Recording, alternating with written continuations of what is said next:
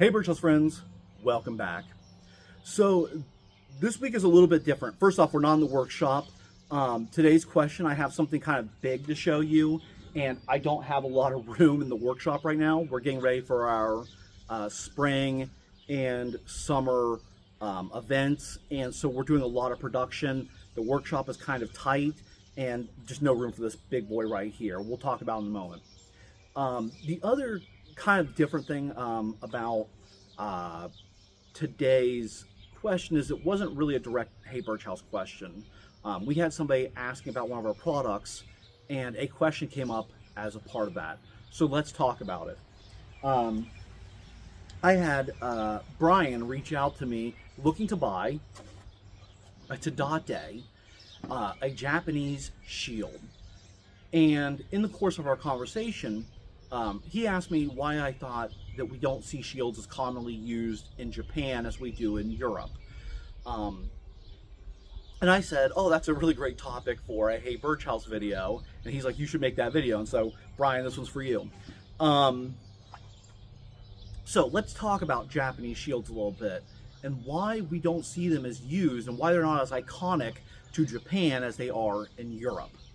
So, for starters, pre-samurai, shields were actually very common. The Amishi and the Yayoi and Jomon cultures use shields pretty heavily through their time.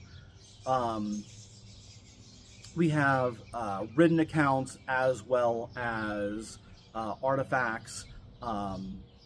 We know that shields were pretty common in their usage. It's when the samurai come around and those cultures are either eradicated or integrated that we see the shield kind of fade out of popularity. Now, to be clear, the shields never went away in Japan. They just weren't as popular. So there's really two types of shields we see in Japanese culture. One is the Tadate. It is a rectangular wooden shield. It's plank built. It has a center grip, not terribly unlike a Viking shield.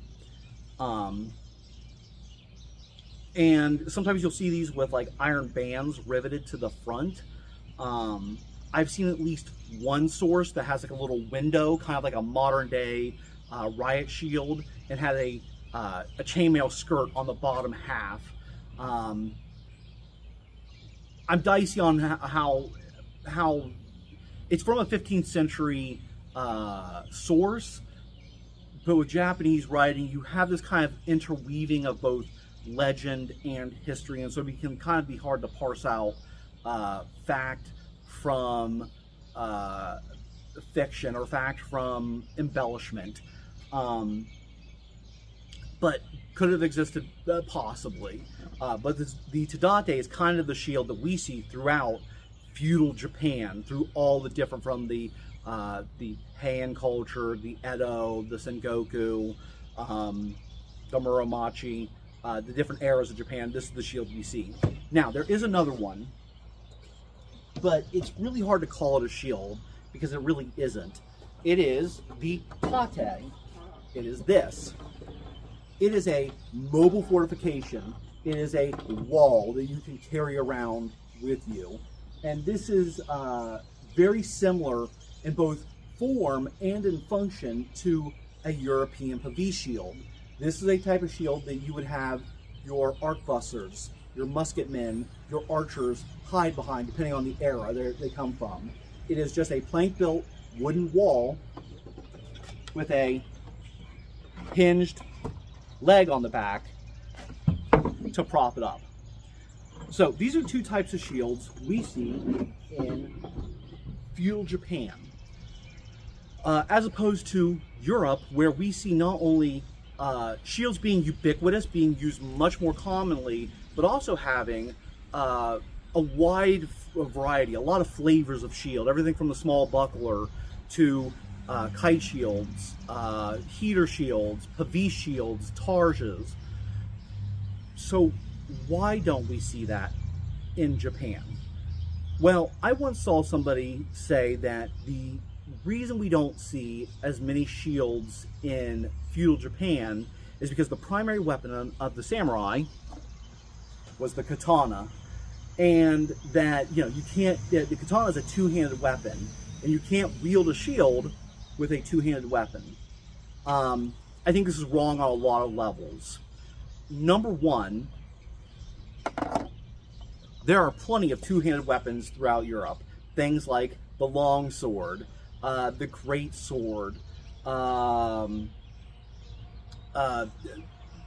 axes, a variety of pole arms. There are two-handed maces. There's two-handed war hammers.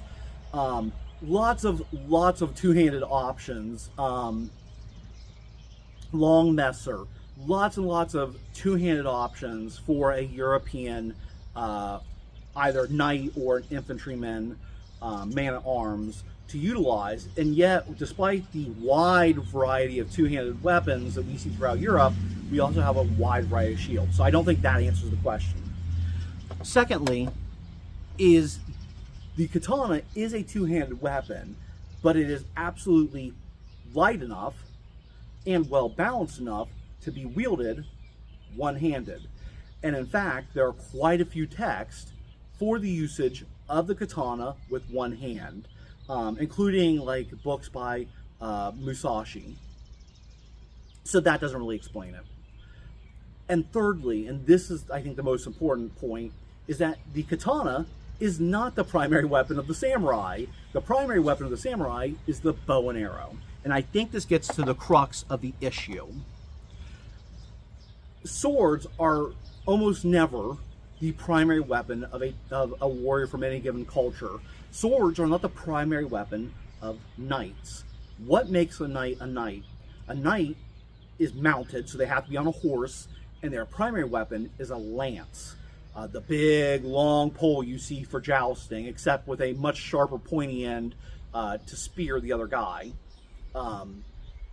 We see this kind of the advent of the knight. A lot of people will point to the Battle of Hastings, where we can see knights, where we can see men mounted on horses utilizing spears like a lance. Now, here's the thing with lance is it's used one-handed. You tuck it up under your arm. And we see plenty of armors for knights with a extension off the chest plate to hold the weight of the lance, to couch the lance. It holds the weight, leaving you free, your hand free, to use the reins or to use a shield like this heater. And we see you can either have your reins here and have your shield tucked up.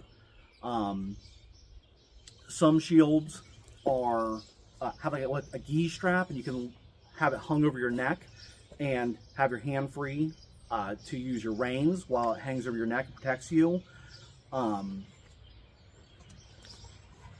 The lance being a weapon that you can utilize with one arm means your hand is free to use that shield. Now, over in Japan, what made a samurai, at least very early on in the formation of the samurai culture, is that they were mounted archers. They rode on horses and they used bow and arrow. And the thing with the bow and arrow is it takes two hands. A hand to hold the bow and a hand to manipulate and utilize and shoot your arrow.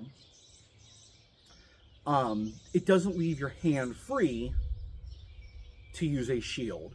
And I think as the samurai culture was evolving, the shield just faded out of popularity because they need those hands for shooting bow and arrow.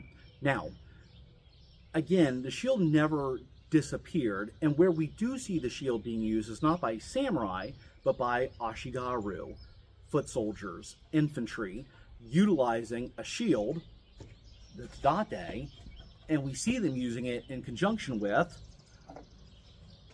the tachi or the katana. The tachi being a derivative of katana. I'm grossly oversimplifying that. I'm going to get a lot of heat for comparing the tachi to the katana, but we see a use of a two-handed sword, ostensibly a two-handed sword, with a shield, and it's used by infantry, not by samurai. So I think that's why we don't see it as commonly across Japan. Samurai, at their formation, were mounted archers. The shield faded out of popularity, and I just don't think it ever regained traction. They found other ways of doing war on one another and with others. So that's kind of my opinion. Put your comment below. Tell me why you think Japanese shields were not as, or why shields were not as popular in feudal Japan. I'd love to hear your thoughts. Brian, thank you so much for bringing up this topic. It certainly led to some interesting side roads for us to talk about. If you ever have a question for Birchouse, comment below with "Hey Birchouse, ask," and we'll answer in a future video. In the meantime, we'll see you all next Wednesday.